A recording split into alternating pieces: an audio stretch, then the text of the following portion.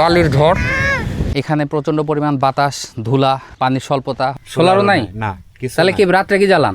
বাতি জ্বালায়, বাতি হাওয়াতে থাকে না তখন। দাদা আপনার নাকি এটা সৌদি আরবের দোকান? হ্যাঁ, দু চোখ যত দূরে যায় শুধু বালি আর বালি। মাটি ফুঁড়ে বড় গাছ তো দূরের কথা, ঘাস পর্যন্ত এখানে জন্মাতে পারে না।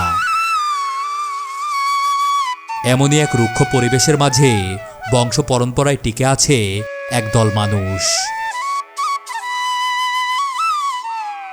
বাংলার বুকে অবস্থিত এই মরুময় গ্রামের প্রকৃতি ও মানুষের জীবনযাপন নিয়ে সাজানো হয়েছে আজকের ভিডিও। খুব সকাল সকাল আমরা পৌঁছে যাই ডগার ঘাটে। এই ঘাটটি রাজশাহী শহরের তালাইমারি এলাকার খুব কাছে অবস্থিত। আমরা উঠে বসতেই যাত্রা শুরু করলো আমাদের নৌকা। বন্ধুরা, অনেকক্ষণ অপেক্ষার পরে আমরা নৌকাতে চড়েছি এবং নৌকা অলরেডি যাত্রা শুরু করেছে মিডিল চরের দিকে। আর আজকে আমার সাথে আছে আমার ছোট ভাই শিমুল। আমি আর শিমুল যাচ্ছি মিডিল চরে। আবহাওয়া খুবই রুক্ষ, জানি না কি হবে, এবং সামনে আস্তে আস্তে যেতে যেতে আমরা দেখব যে সেই চরের প্রকৃতি এবং সেইখানকার মানুষের জীবনযাপন। পদ্মার নীল জলরাশি ভেদ করে ছুটে চলেছে আমাদের নৌকা। মরুময় গ্রামের মানুষদের সাথে আমরা চলেছি তাদের গ্রামে। রাজশাহীতে পদ্মার পানি শুকিয়ে তলানিতে ঠেকেছে, যার ফলে নাব্যতা কমে এমন এক অবস্থা হয়েছে যে ছোট নৌকাও আটকে যায় নদীর মাঝে। তবে পদ্মার এই অংশে দেখলাম বাধাহীনভাবেই চলছে বালুবাহী ট্রলারগুলো। অল্প কিছু সময়ের মাঝেই পেলাম পাড়ের দেখা। এতটা দূর থেকেও গরম বাতাসের ঝাপটা এসে লাগছে আমাদের চোখে মুখে।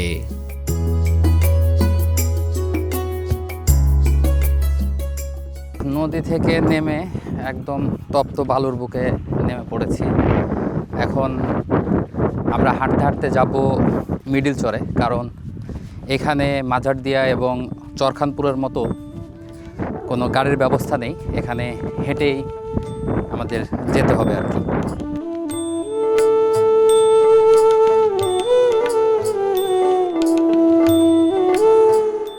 কিছুটা হাঁটতেই চোখে পড়ল গরুর পাল।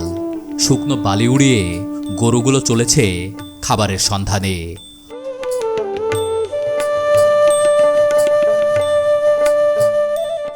অল্প বিস্তর ঘাস খুঁজে খুঁজে খাচ্ছে এই গরুগুলো। ভাইজান, কতগুলো গরু আছে? 300। 300? ছোট বড় দিয়ে? না, বাচ্চা, এরকম বাচ্চাগুলো বাদ আছে। মানে বাচ্চা না গো নেই? 300 গরু আপনারা কয়জনে মিলে করতেছেন? এখানে ধরেন আছে 8 জন। 8 জনা? আপনারা চড়াচ্ছেন কয়জন?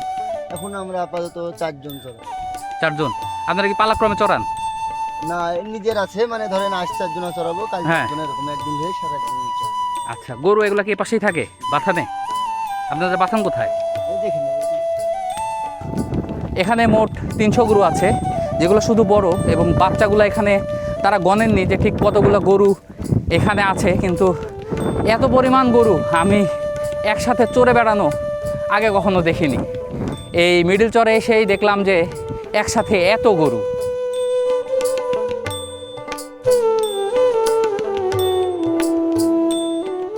আমার পেছনেই এই মিডিল চরের যে স্কুলটি আছে, সেই স্কুলের ম্যাডাম হেঁটে হেঁটে আসছেন।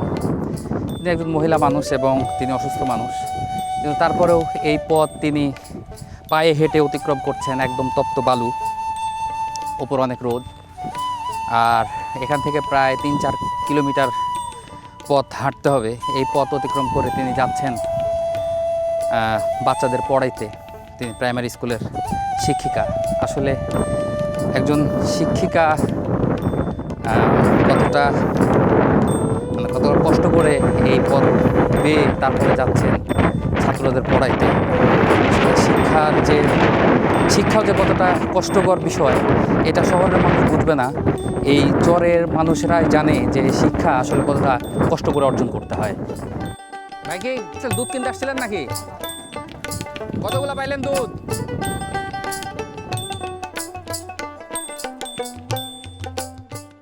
আমরা হাঁটছি আর এই পথে আসলে হাঁটাটা অনেক বেশি কষ্টকর হয়ে যাচ্ছে আমাদের জন্যে, কারণ চারিদিকে একদম ধুধু মাঠ, কোথাও কোনো গাছপালা নাই। অন্যান্য চরে তাও দেখা যায় যে ঝাউ গাছ বা অন্যান্য কিছু আছে, কিন্তু এই চর পুরাটাই একদম ধুধু অবস্থা। এখানে আসলে দেখেন যে কোনো গাছপালা নাই, এটাই হচ্ছে সবচাইতে বড় একটা প্রবলেম। আর প্রচুর রোদ। তো আমরা গ্রামের কাছাকাছি চলে আসছি, আর অল্প কিছুক্ষণ হাঁটলেই গ্রামে পৌঁছায় যাব আর কি। গ্রামের কাছাকাছি আসতেই চোখে পড়ল জীর্ণপ্রায় গাছের মাঝে ছোট্ট একটি কুঁড়ে ঘর। একদম ৮০ দশকের মতো গ্রামীণ বাড়ি, বাঁশছন আর টিনের তৈরি ঘর। পরিপাটি করে সাজানো থাকলেও বাড়ির ভেতরে এখন কেউই নেই। বাড়ির কর্মক্ষম পুরুষরা এখন মাঠে, আর বাড়ির বউরা সব বাহিরে গাছের নিচে। এইখানে এসে দেখলাম যে চাচা কেচি দিয়ে ভেড়ার পালক কাটছে, কিন্তু বিষয়টা হচ্ছে যে এখানে ভেড়ার লোম বিক্রি করার কোনো ওয়ে নাই। বাংলাদেশে অবশ্যই এটা একদমই নাই, কিন্তু অন্যান্য দেশে দেখা যায় যে ভেড়ার লোম কেটে সেগুলো বিক্রি করা হয় এবং সেগুলো সুতা তৈরি হয়। কিন্তু এখানে ভেড়ার লোমের আসলে কোনো বাজারজাতকরণের কোনো ব্যবস্থা নাই। এখানে অনেক ভেড়া আছে, কিন্তু তারা কোনোভাবেই এই লোম বিক্রি করার ব্যবস্থা তারা করতে পারছেন না।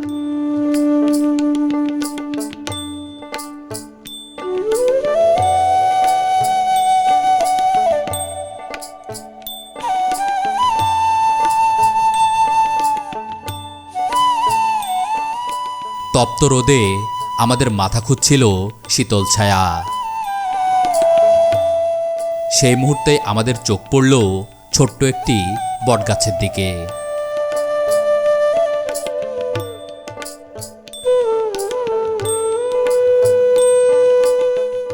এই চরে যখনই আসি তখনই একটা করে কুকুর কোথায় থেকে যেন চলে আসে। তো এবারেও এই কুকুরটি আসছে গ্রামের মধ্যে থেকে পেছন পেছন, কুকুরটি ঘুরছে আমাদের সাথে।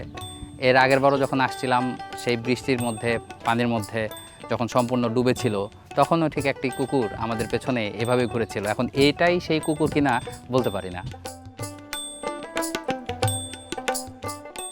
গাছের নিচে দাঁড়াতেই পরিচিত এক মানুষ আমাদের বসার ব্যবস্থা করে দিলেন। আমার পাশে আপনারা যাকে দেখছেন তিনি খানপুরের আজিজুল ভাইয়ের মামা। তো এখন তো গরম শুরু হয়ে গেল, তাহলে তো আরও পরিস্থিতি খারাপ হয়ে যাবে নাকি? খুবই খারাপ। এই 2 মাস এখন প্রচুর কষ্ট আমার, প্রচুর কষ্ট। 2 মাস 10টি মাস পয়সা 10টি। আপনার গরু কতগুলা? গরু মামা ছাই 15টা আছে। 15টা? হ্যাঁ। এ পাশে আপনাদের নিজস্ব জমি আছে?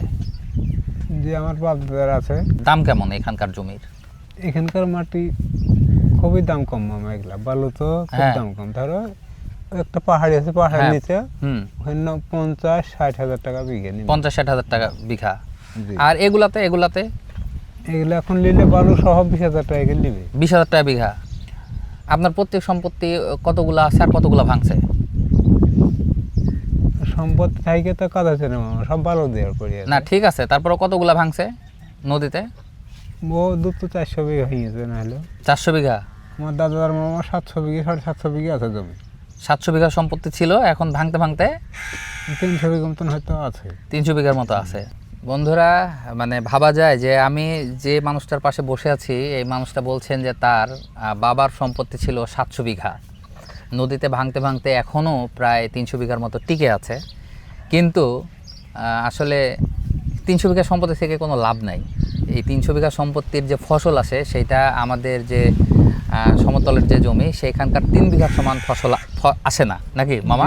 3 বিঘা ফসল আসে না, 3 বিঘারও ফসল আসে না। 3 বিঘার মামা আসে না। গল্পের মাঝেই আমাদের পাশ দিয়ে চলে গেল বালুর ঝড়। আসার পথেও এমন ঘূর্ণায়মান ঝড় দেখলাম, তবে সেগুলো ক্যামেরা বন্দি করা সম্ভব হয়নি। আজিজুল ভাইয়ের মামার বাড়ি থেকে বের হয়ে এখন আমরা আবার গ্রামটি দেখার জন্য বের হলাম। তো আসলে আজকে প্রচণ্ড পরিমাণ রোদ এবং এই পুরো গ্রামে আসলে বড় কোনো গাছ নাই। একটা গাছ পেলাম, ওইখানে কিছুক্ষণ বসেছিলাম। আর পুরা জায়গাটাই একদম আসলে মরুভূমির মতো অবস্থা, সব চারিদিকে বালি আর কোনো গাছপালাই নাই বড়। গ্রামের এই প্রান্তেই রয়েছে চরের একমাত্র স্কুল। গ্রামের বাড়িগুলো থেকে বেশ কিছুটা দূরে ফাঁকা মাঠের মধ্যে অবস্থিত এই স্কুলটি। মরুভূমির মধ্যে একদম স্কুল, আশেপাশে তো কিছু নাই একদম। তো এই জায়গাতে যে ছাত্ররা পড়াশোনা করে গরমের সময়, মানে এখন তো গরম আছে কিন্তু অতটাও গরম পড়েনি, এখন বাতাস বহাচ্ছে। হ্যাঁ, কিন্তু গরমের সময় কি অবস্থা হয় এখানে? আসলে আমরা দীর্ঘদিন এখানে জন্মলগ্ন থেকে মানুষ, সে কারণে আমাদের গরমটা সয়ে গেছে। একটু ঠান্ডা বাতাস পেলে আমার আরাম লাগে। আরাম লাগে, হ্যাঁ। আর যখন হয়তো গরম তো সবাইকে লাগে, কিন্তু কেউ সহ্য করতে পারে, কেউ পারে না। মানে আপনাদের সহ্য ক্ষমতা হ্যাঁ, হয়ে ওরকম গেছে। ধারণ ক্ষমতা আমাদের তাপমাত্রা প্রয়োগ করার মতন আমরা ধারণ শরীরে হিট হয়ে থাকে সবসময়। এখন বর্তমানে স্কুলে কতজন শিক্ষার্থী আছে? আমাদের 65 জন ছাত্রছাত্রী থাকে। 65 জন, ক্লাস 5 পর্যন্ত। 1 থেকে শিশু থেকে 5 হ্যাঁ, পর্যন্ত। তারপরে যদি পড়াশোনা তাহলে ওই পাশে। তারপর ওই পরে হাই স্কুলে যারা ভর্তি হল, নাহলে গরু ছাগল ভেড়া বকরি যা আছে চরানের এগুলা ব্যস্ত। মানে এখানে আসলে মানে শিক্ষার চাহিদাও অনেক কম নাকি মানুষজনের মধ্যে? এখানে শিক্ষার চাহিদা, এখানে আমাদের স্কুলে যে ছাত্ররা যেখানে প্রাইভেট পড়বে, পড়ার পরে স্কুলে জব করবে, স্কুলে ক্লাস করবে, ক্লাস করার পরে দেখা হলো যে গ্রামে গেল, গ্রামে তো ওরকম তো শিক্ষিত লোক নাই। আচ্ছা আচ্ছা, যে সন্ধ্যেবেলাতে আমি প্রাইভেটে পড়ালাম, বিকালে প্রাইভেটে দিলাম, হ্যাঁ। যে আমার ছেলেকে শাসন করে নিয়ে গেলাম, এরকম উদ্যোগ নাই। এই মুহূর্তে আমি রয়েছি চর খিদিরপুর সরকারি প্রাথমিক বিদ্যালয়ের সামনে। আসলে এই স্কুলটি চর খিদিরপুর বলছি, কিন্তু আমি আছি এখন মিডিল চরে। চর খিদিরপুর ভেঙে গেছে অনেক আগে, যেটা চরখানপুরের ওইখানে ছিল। তো এই স্কুলে আমি আসলাম, একদম পুরো দিকে চর, একদম খাখা মরুভূমি, সেই মাঝখানে স্কুল। এবং এই স্কুলটি স্থাপিত হয়েছে 1964 সালে, মানে অনেক পুরাতন স্কুল। এখানকার দপ্তরে জানাচ্ছিলেন যে একসময় এই স্কুলে 500-র অধিক ছাত্রছাত্রী ছিল, কিন্তু বর্তমানে যে পরিস্থিতি তাতে এখানের ছাত্র সংখ্যা কমতে কমতে একদমই শূন্যের কোটায় চলে আসছে। আর এখানের যেহেতু যাতায়াত ব্যবস্থা খুবই খারাপ, এখানে স্টুডেন্টরা আসতেও খুব কষ্ট পায়, এবং এখানের যে টিচাররা ওই পাশ থেকে আসেন, প্রথমে চর নদী পার হয়ে আসা অনেক কষ্টকর ব্যাপার, এবং দুর্গম এলাকা হওয়ায় এখানে শিক্ষা ব্যবস্থা চলছে, এটাই অনেক বড় ব্যাপার। এখানে আসলে যদি বলা হয় যে শিক্ষার মান অনেক ভালো হওয়া দরকার, অনেক উন্নত হওয়া দরকার, এটা আসলে আকাশকুসুম চিন্তাই হবে। এখানে পড়াশোনা যে চলছে, এখনও যে স্কুল চলছে, এখনও যে এখানে টিচার আসছে, এটা অনেক বড় ব্যাপার। এই মিডিল চরের পরিস্থিতি চিন্তা করলে আসলে এটাই অনেক বড় ব্যাপার যে এখানে এখন পর্যন্ত শিক্ষা ব্যবস্থা চালু আছে। স্কুল দেখা শেষ করে দপ্তরি মাইনুল ভাইয়ের সাথে আমরা বের হই গ্রাম দেখতে।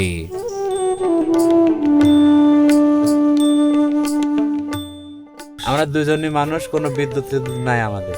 আমরা এই সোলারও নাই না কিছু। তাহলে কি রাত্রে কি জ্বালান? রাত্রে বাতি জ্বালাই। রাত্রে বাতি জ্বালান? বাতি জ্বালাই, বাতি হাওয়াতে থাকে না, তখন মোবাইলের একটু টর্চ মাস। আচ্ছা আচ্ছা, মোবাইল চার্জ করেন কোন জায়গাতে? চার্জে লোকের বাড়িতে করি। মানুষের বাড়িতে? আপনার বাড়িতে সোলারও নাই? না কিছু না।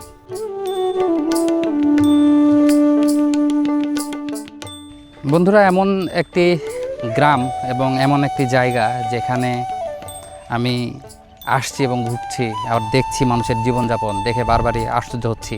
যে বাড়ি থেকে আমরা বের হলাম, মানে এই সময়ে এসেও, এই 2026 সালে এসেও যেখানে কারেন্ট নাই, আলো জ্বালানোর ব্যবস্থা নাই, তারা এখনও সেই কেরোসিনের বাতি ইউজ করছে। মানে এই গ্রামে আসলে না আসলে বোঝার উপায় নাই যে এখানে মানুষ কিসের সাথে যুদ্ধ করে বসবাস করছে।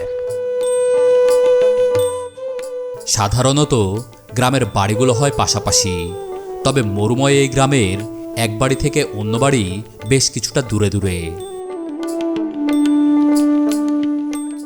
বর্ষার মৌসুমে বানের পানি যেন ঘরে উঠতে না পারে, এই জন্যই উঁচু স্থান নির্বাচন করে বাড়ি তৈরি করেন এই চরের মানুষ, যার ফলে এক বাড়ি থেকে আরেক বাড়ির দূরত্ব বেশ কিছুটা।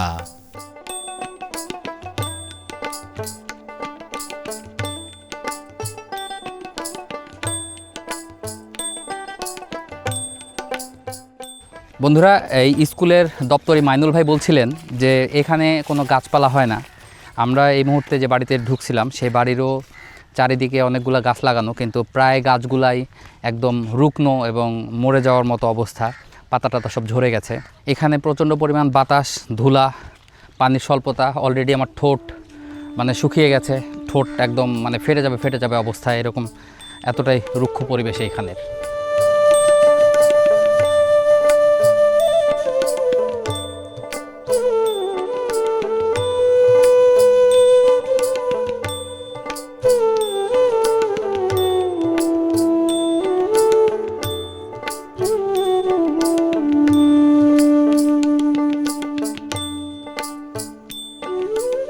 নতুন করে আবার ঘর খাওয়া হচ্ছে নাকি? হ্যাঁ, নতুন করে ঘর পাইতেছে না। এটা কি পানিতে নষ্ট হয়েছিল না? পানিতে বন্যাতে নষ্ট হয়ে গেল। এটা কি গোয়াল নাকি গোয়াল ঘর? গরুর ঘর। আপনার এটা ঝড় মেরে গেলে আমাদের এই জায়গাতে খুব ঝড় হয়। ঝড়ের জন্য ঘর বাড়ি যুগ করতে হয় প্রতি বছর। এই যে কয়েকদিন আগে যে বৃষ্টি হলো, কেমন ঝড় হয়েছিল?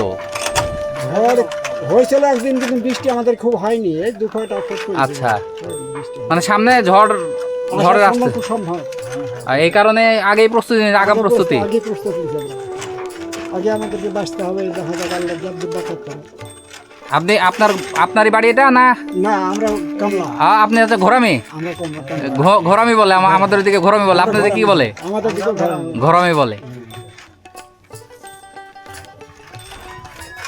কাকা, কয়টা গরু? গরু আর বেটার আছে বাবা, 40-45টা গরু। সবগুলোই তো দেশি? হ্যাঁ, দেশি গরু। ছোট মানে ছোট বড় দিয়ে? হ্যাঁ।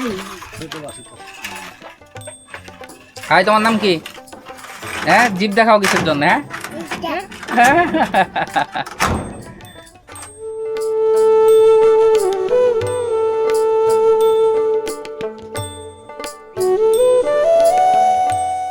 এই গ্রামের মানুষদের মূল পেশা কৃষিকাজ ও মৎস্য শিকার হলেও সবার বাড়িতেই রয়েছে কম বেশি 10 থেকে 12টি গরু।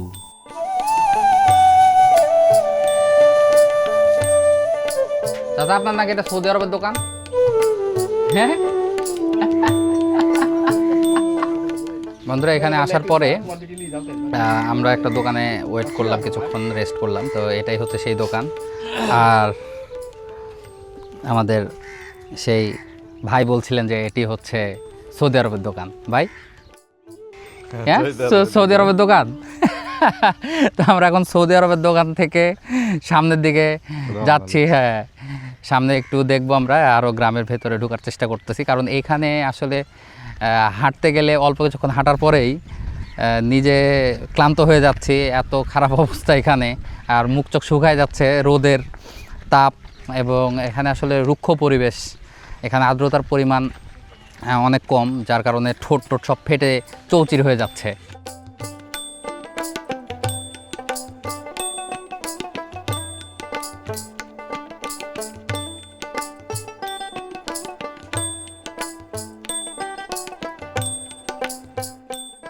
আমাদের এলাকায় একটা কথা প্রচলিত আছে যে বিয়ে করলে যৌতুক চাই না, নন্দা দিও।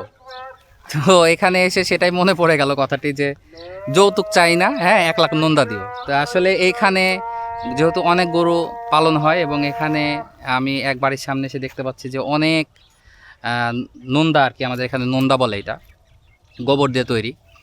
তো গোবর দিয়ে তৈরি জ্বালানির দাম এখানে 1 পিস 3 টাকা করে, যেটা আমাদের শহরে, রাজশাহী শহরেই বিক্রি হয় এটা 5 টাকা করে।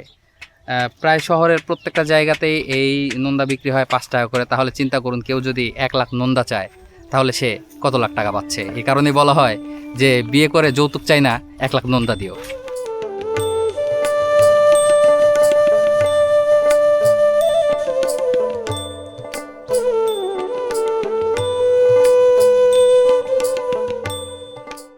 গ্রাম থেকে বের হতেই চোখে পড়ল তপ্ত রোদে বাবা ছেলের চর পাড়ি দেওয়ার দৃশ্য। বাবার হাত ধরেই এই শিশু শিখছে প্রতিকূল পরিবেশে টিকে থাকার উপায়। বাড়ি আছে এবারে। কিন্তু এবারে থাকে না আর কি। ওই পাশ থেকে আসা তো কষ্টকর, মানে এত দূর আসলেন আবার এই পাশ থেকে হেঁটে যাওয়া মেলাই কষ্ট। ছেলে পেলে মানুষ করলে কষ্ট করতেই হবে, নিজের বাপের সম্পত্তি আছে। সেটাই, ছেলেপেলে মানুষ করলে কষ্ট করতে হবে। কষ্টই হবে না। আমরাও বাবা ও ছেলের সাথে চললাম তাদের নৌকার দিকে।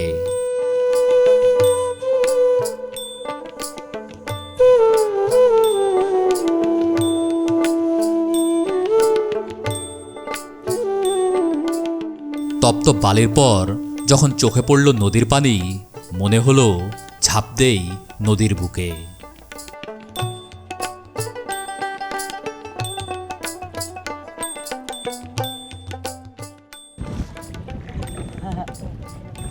বন্ধুরা, অলরেডি ঝড় উঠে গেছে এখানে, একদম বালির ঝড়, পুরা বালি একদম এখানে ছড়ায় যাচ্ছে। আমরাও বালিতে ডুবে গেছি এবং প্রচণ্ড পরিমাণ বালি উঠে গেছে। আমাদের নৌকা অলরেডি ঠেলে দিল যেন ওরা চলে যায়, কিন্তু আমরা বালির ঝড়টা পড়েই গেলাম আর কি, বালির ঝড়ের মধ্যে।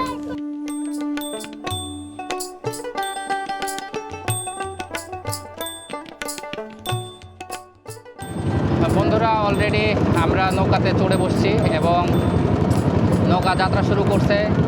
আসলে পদ্মা নদী ক্ষণে ক্ষণেই তার রূপ বদলায় এবং ক্ষণে ক্ষণেই এই পদ্মা নদীর পানির রঙও চেঞ্জ হয়ে যায়। এখন আপনারা দেখতে পাচ্ছেন যে হালকা নীলাভ ভাব, হ্যাঁ, কোনো জায়গায় হালকা সবুজ ভাব দেখা দিচ্ছে। আসলে এই পদ্মা ক্ষণে ক্ষণেই যেমন তার রূপ বদলায়, এই পদ্মার পানিও ক্ষণে ক্ষণে সেই রকম রং পরিবর্তন করে। অসাধারণ এক মুহূর্ত এই নদীর মাঝে।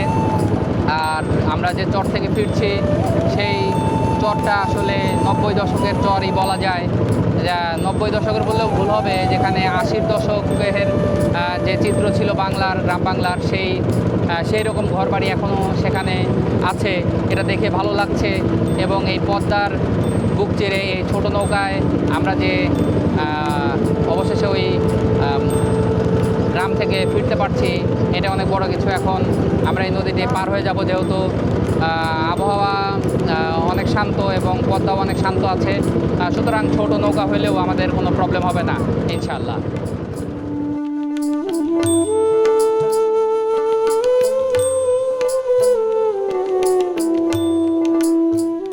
বন্ধুরা, অবশেষে আমরা এই নৌকা থেকে এসে নামলাম পাড়ে। আর এখানেই আমাদের আজকের যাত্রা শেষ। দেখা হচ্ছে নতুন কোনো চরে বা নতুন কোনো ঐতিহাসিক স্থাপনা নিয়ে। ততক্ষণ সবাই ভালো থাকবেন, সুস্থ থাকবেন। আসসালামু আলাইকুম।